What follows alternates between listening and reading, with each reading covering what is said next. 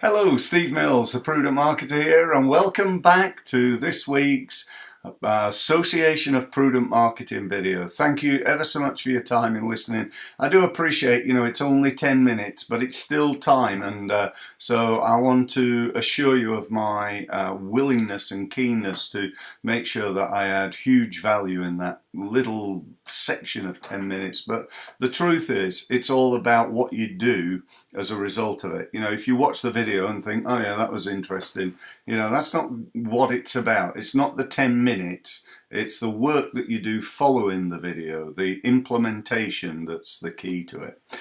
Picked up something the other day from Tony Robbins. I was listening to a Tony Robbins video, which I do quite often, and he was talking about what he believed it was the secret of success. Now, that's a big subject, and you hear, lots of hyperbole, and the secret of success is this, and the secret of success is that, and so on and so forth. But I do think the three things that Tony mentioned are very, very, very valuable. They're also very simple, like a lot of things Tony teaches, and I don't mean that derogatory, I mean it complimentary. Tony has an ability to make the complicated simple and to teach it in a simple way, which is a very rare gift. Most people are very good at making the simple complicated, whereas Tony does it the other way around. But anyway, so he spoke about the three keys, and he said that he was going to deliver them in reverse order, which is what I'm going to do too. So the third most important thing that you need to do to be successful is around strategy and plan. Now, most people think, if you don't have a plan, if you fail to plan, you plan to fail. You've got to have a plan. And whilst that is true, it's only the third thing.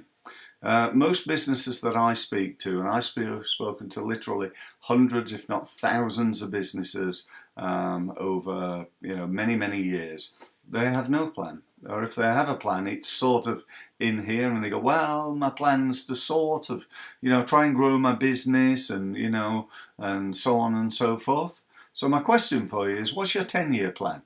What's your business going to be like in 10 years? What about 5 years? What about next year? What about in the next 3 months? What's your daily business plan? What's your plan today? What are you going to do today in order to get you that 10-year or to move you forward for that 10-year plan?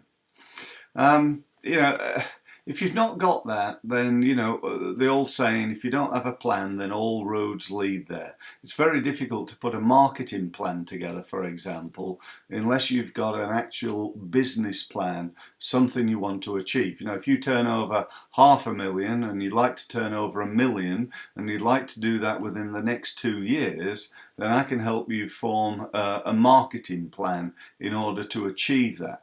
The problem being when people come to me and say, well, we'd just like to grow our business and we don't really have any plan for it, but can you help us with our marketing? That becomes a whole different thing. It's like wishy-washy. What do you do? Because you don't have any goal. You don't have an aim that you're trying to achieve. It's a little bit like in sport. If you're a marathon runner and you're currently doing 2 hours 30 and your aim is to get it below 2:10 because you want to be in the top, whatever it is, 100 in the world, then you specifically what you want. And when's it to do that? Well, it's before the next Olympics. There's your goal. It's very clear, it's very specific. However, Tony says the second most important thing is the story. Your story about why you can't achieve it. Well, I don't have time, Steve, and I don't, it's a tough economy, and there's lots of competition, and I just don't have a marketing budget. That type of story, and that's what it is, a story. It's just, it's self-fulfilling. If you're going to have a goal to double your business in 2 years, and yet your story is, well, I've never done it before, and I've tried this, I've tried that, and it never works, then you're absolutely right. So you've got to get rid of your story. You've got to get a better story. I've spoke to you before about the power of marketing and the fact that most marketing is not the wrong marketing, it's the right marketing done wrong. And how true is that? So what is your story that you're telling yourself right now, and what you got to do to change that? Because if it's not a positive story, then that is physically holding you back. It's your belief that you're not going to succeed that's holding you back. Okay, so we need to change that story. And the first, surprise, surprise, you're going to be shocked to hear me say this, it's about doing stuff. You can have the best plan ever. You can have a real positive, story or philosophy. If you don't do anything, it's not going to make any difference. It really is number one, guys. I know I keep saying it, but I keep saying it because I experience again and again and again people not taking action. That's why I hope you're on this program. Can you honestly say to me that you've taken action after each and every video that you've watched to grow your business? Have you taken action? Because if you haven't, now's the time to go back and start listening to those videos again and implementation, tiny steps, tiny steps ongoing. That's really what we want. Okay, so that was a main thing I wanted to tell you about today, but there's also something else as well. And that is, a little while ago, I don't know whether you can see this very well, you've got a bit of a reflection there, but a little while ago I set something up in our company called Our Golden Rules. Now you can see from our golden rules are here, we will always do our absolute best to ensure that the work we do produces the best possible return on investment from our clients, enabling them to maximize their marketing time and budgets. So that's number one in our golden rule. These are the rules that we set for ourselves when dealing with clients. I've just pulled them off the wall up there. These are actually on our wall for my whole team to see. Number two, we are focused on being at the cutting edge of digital marketing technology. So that's rule number two. Now I'm not going to go through all the rules. You can see them on our website if you want to take a look at them. If you want to adapt them for you, I'm not necessarily suggesting, nicking our rules, but, maybe cutting and pasting them and changing them and making them appropriate for you, then I've got no problem with you doing that. So feel free to do that if you would like to.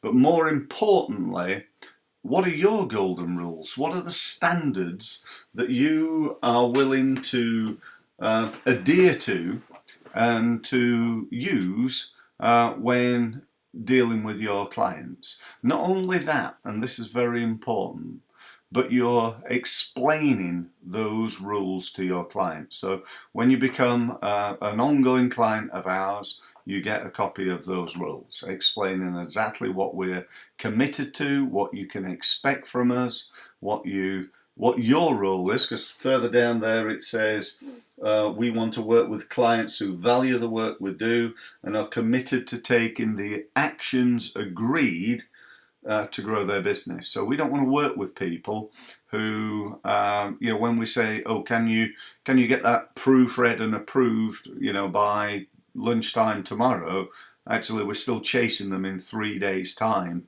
to get that email out. You with me? So they're the standards that we expect, and it's a two-way thing. So, I think it's a great way of doing it. I think it's a great way of positioning you as being a little bit different. I think it's something that none of your competitors probably are doing. Do any of your competitors have a set of golden rules that they adhere to and basically show their clients? And I think the reason it's effective is it's a great tool to increase conversion rate. You know, if you've got two companies, they've got the similar products, they've got similar pricing, you know, things are sort of the same, and yet one of them says, look, you know, here's our golden rules. These are 10 almost commandments that we adhere to, which assure you of a high quality of service. Would you maybe be swayed by that? Might make a difference, might it? I really hope it does for you.